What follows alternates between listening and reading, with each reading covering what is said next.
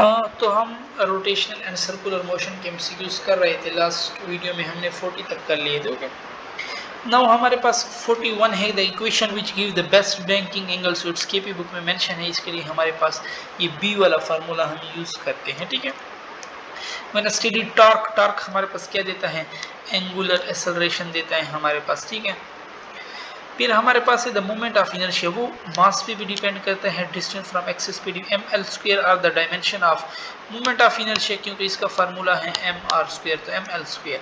A mass of 10 kg connected at the rod of negligible mass is rotating in a circle of radius 30 cm angular velocity if the mass is brought to rest, what is the magnitude of torque? Torque के लिए हम formula use करते हैं आई alpha. आई में हम put कर देंगे M R square, alpha में मैं पुट कर दूंगा change in angular velocity per unit time. अब सिंपल मास दिया हुआ है, पुट करो, रेडियस सेंटीमीटर में कन्वर्ट करके पुट करो, रेडियन दिया हुआ है पुट करो, टाइम दिया हुआ है पुट करो, इससे हमारे पास जो आंसर आएगा वो आता है 0.9। ठीक है, the rotational analogue of mass in linear motion is, तो that is moment of inertia. हमारे पास एंगुलर मोशन में हमारे पास रोटेशनल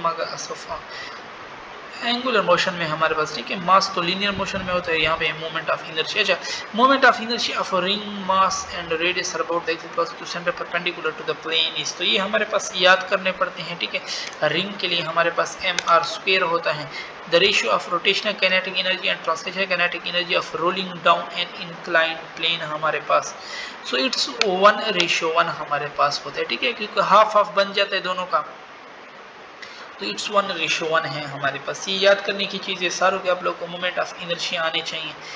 फिर हमारे पास है कि a hollow cylinder is a solid cylinder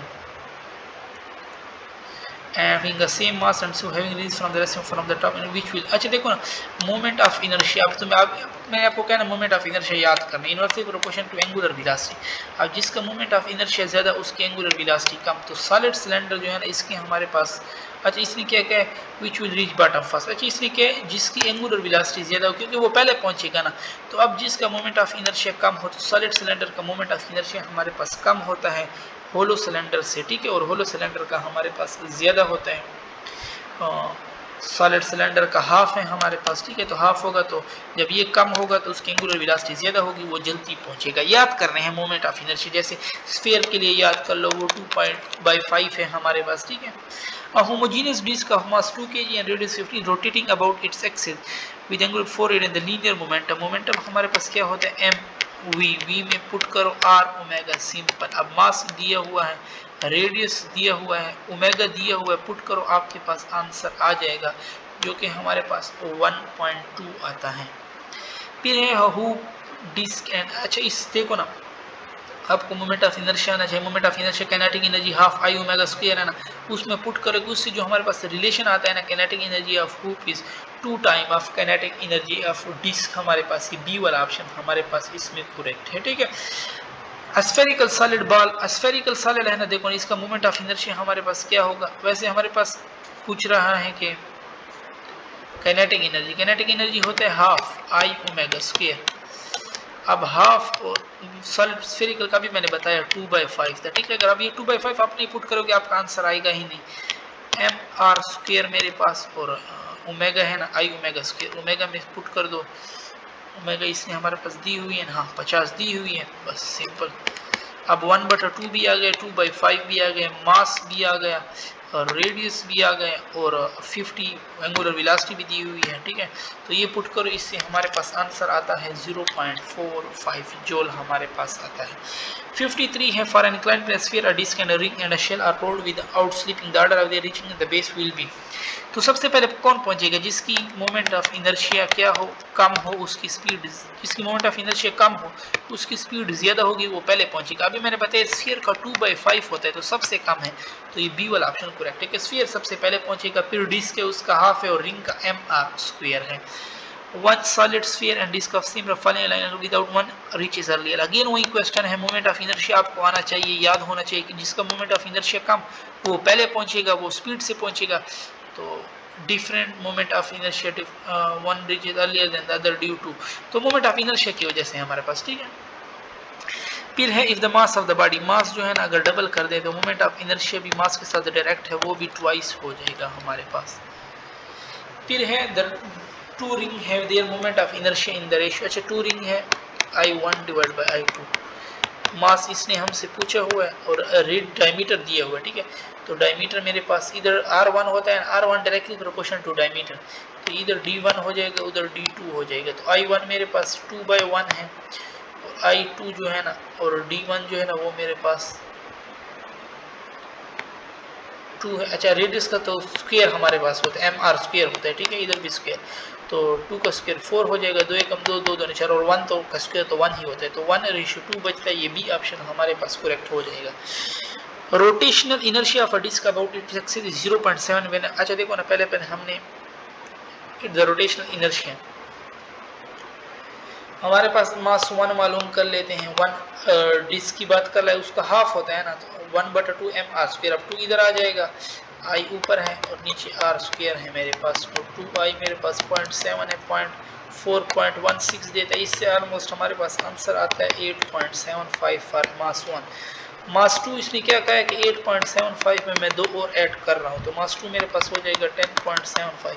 अब सिंपल रेशियो मालूम करो, I2/I1 और M2/M1, ठीक है। I2 जो मेरे पास निकल आएगा, I1 पुट कर दो 0.7 दे रहा है, मास 2 पुट कर दो मास 1, तो हमारे पास 0.86 सी वाला ऑप्शन बनता है।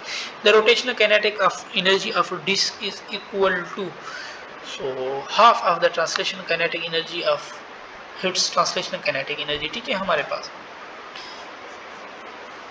फिर हमारे पास है कि the moment of inertia of two freely rotating body A and B are I and B respectively, their angular momentum are equal if K and KB are their kinetic energy, then उसके बारे में आप क्या कहेंगे।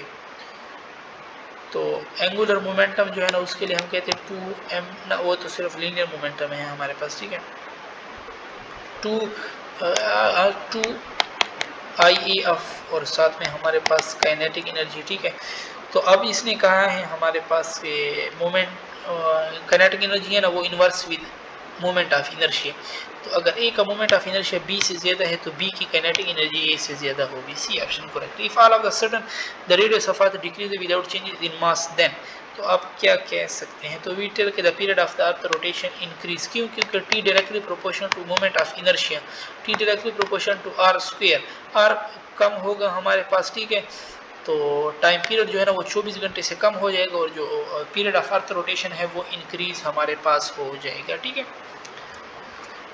The moment of momentum is called, that is called angular momentum कहलाता है। When a mass is rotating in a plane about of its angular momentum is directed along, तो वो हमारे पास line perpendicular to the plane of rotation. The variation of angular momentum with frequency of rotation is represented by, so direct relation है हमारे पास, ये C वाला origin से शुरू होगा, ठीक है।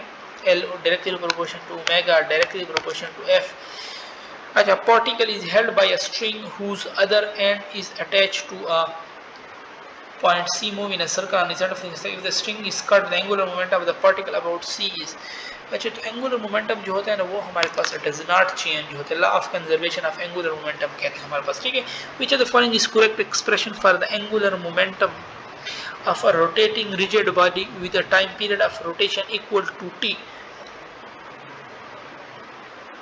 अच्छा, L is equal to L का हम टाइम पीरियड है ना, देखो बाकी किसी में टाइम पीरियड नहीं है, आप सीधे C वाला फार्मूला भी पुट कर सकते हैं, लेकिन सॉल्व करना है तो हमारे पास होता है L P into R, P में हम पुट करते हैं M V into R, V में हम पुट करते हैं M R और ये R स्क्वायर हो जाएगा ओमेगा स्क्वायर। अब M R स्क्वायर ओमेगा में 2 का square 2 pi divided by T का स्क्वायर, ठीक है ना, ओमेगा तो स्क्वायर नहीं है तो V में R ओमेगा आएगा ना, ओमेगा 2 पाई बाई T, तो ये सी ऑप्शन हमारे पास इसमें करेक्ट है, ठीक है। डायरेक्ट भी आप लगा सकते हो। The angular velocity of a body changes from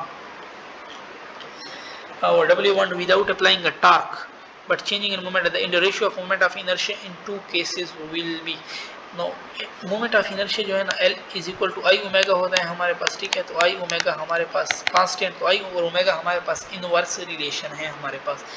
तो अगर W1 W2 है the ratio of moment of inertia, तो I1 डिवाइड बाय I2 जो है ना वो मेरे पास देकर W2 डिवाइडेड बाय W1, तो ये बी ऑप्शन हमारे पास करेक्ट है। For an isolated system select the correct choice.